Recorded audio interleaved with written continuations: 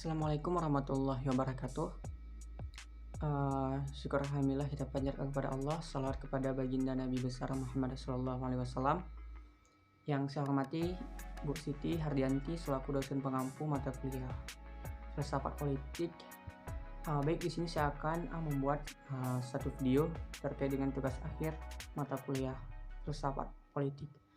Di sini saya akan mengambil salah satu pemikiran filsuf yang bernama Plato. Nah, di sini saya akan menyampaikan isi pemikirannya itu secara deskriptif ataupun secara gambaran. Nah, jadi pada tahun 399 sebelum Masehi, di Athena yang maju secara budaya, sebuah kejadian tanpa henti melanda kota itu. Tahun itu adalah saat di mana seorang filosof besar bernama Socrates dihukum mati. Peristiwa itu tak hanya dicatat sebagai tinta hitam secara filsafat, namun juga membuat semua murid Socrates mengalami duka paling mendalam. Satu di antara yang berduka dan menjadi muridnya adalah Plato.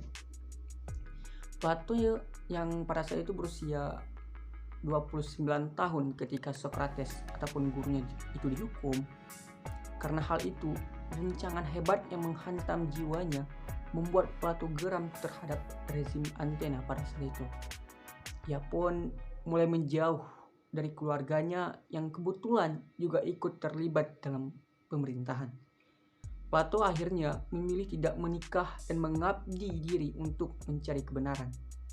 Dalam perjalanannya dan secara kontinu, Plato terus menulis dan berargumentasi menggunakan aktivitas filsafatnya untuk membela dan melanjutkan perjuangan gurunya yaitu Socrates. Baginya, keputusan pemerintah menghukum Socrates dengan tuduhan telah membawa agama baru dan merusak moral generasi muda Athena, dan hal itu adalah perbuatan zalim serta tidak bertanggung jawab. Di setiap karya-karyanya, Plato memperlihatkan daya serapnya yang begitu mengagumkan dalam peristiwa politik dan gerakan intelektual pada masanya, sehingga pembaca yang berpendidikan tidak di hampir setiap zaman begitu terikat dengan pengaruhnya. Plato bukan pemikir pertama bagaimana kata filosof harus disematkan, namun dia sangat sadar tentang bagaimana filsafat harus dipahami dan diterapkan. Setiap orang yang mencermati karya-karya Plato mengasosiasikan dirinya dengan beberapa doktrin sentral. Salah satu doktrin sentral yang paling terkenal yaitu penjelasannya mengenai bentuk atau ide ataupun pemikirannya mengenai ide. Baginya, dunia yang terlihat oleh indera kita dalam beberapa hal adalah cacat dan penuh dengan kesalahan. Tetapi ada alam yang lebih nyata dan sempurna yang dihuni oleh entitas disebut bentuk atau ide yang abadi. Plato mengajarkan bahwa manusia sesungguhnya berada di dua dunia yang berbeda, yaitu dunia ide dan dunia fisik. Dunia fisik atau tempat kita tinggal sekarang ini itu hanyalah sebuah bayangan dari dunia yang asli. Dunia ide yang bersifat abadi kekal. Pengertian ide yang dimaksud Plato bukanlah ide seperti gagasan atau pemikiran manusia. Ide ini sama sekali tidak ada di dalam alam pikiran manusia. Justru ide atau gagasan atau pemikiran manusialah yang berasal dari dunia ide.